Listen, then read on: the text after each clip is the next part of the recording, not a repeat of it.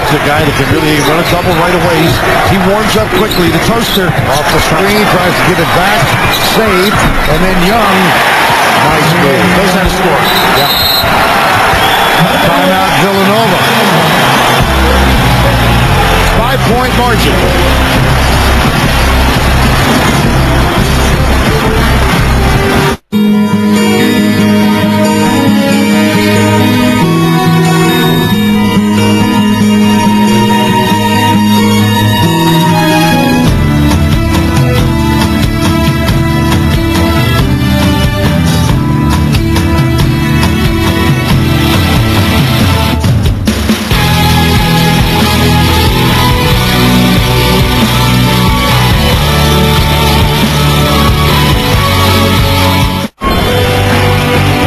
Action comes your way tomorrow as they will figure out who is headed to Detroit for the Final Four.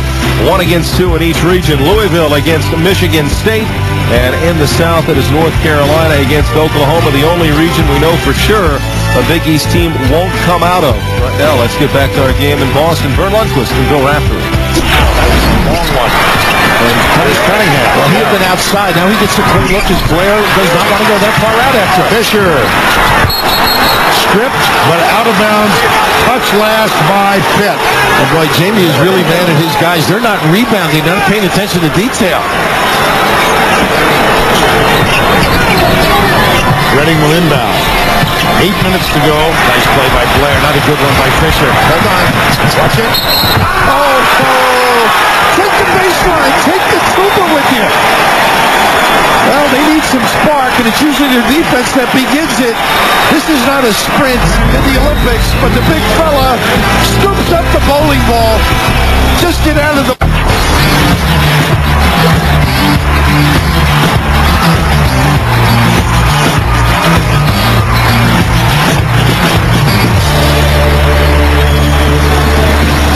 We're in Boston, a berth in the Final Four in the offing here.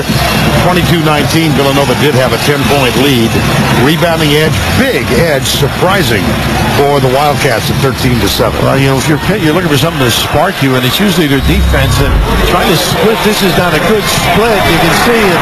I just love the effort by Blair defensively. Now he gets to the free throw line. Big-time play by a big-time performer. And a free throw out of the commercial.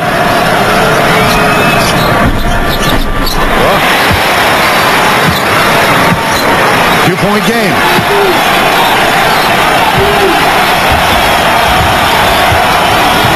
Reynolds and Redding.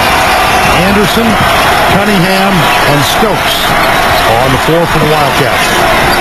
And when Cunningham lifts, they're going to have to be able to get something inside. Look at this post up. They're going to challenge the big guy.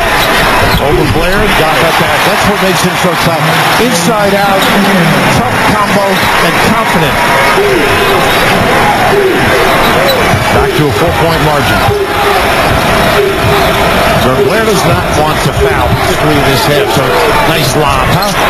He's way underneath, but he does draw a foul. Let's see if it's Cunningham. It might be. Yes. And a nice look by Wanamaker. And just the understanding of the distance. Now you set him up with the head and shoulder. And a beautiful jump hook. And Blair will not ride you out, particularly he does not want to get number 2. Shoots 2.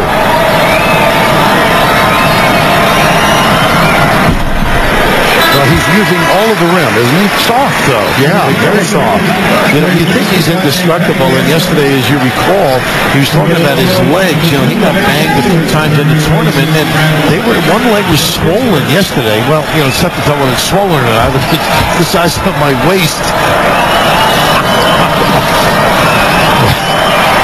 He had a collision with Byron Eaton of Oklahoma State. Both players went down and were down for a bit. Fortunately, they both got back in. 1 of 2. That trip for Blair. Here's Clark. He's hit 3 3-pointers already. Blair's out on him. Scotty Reynolds.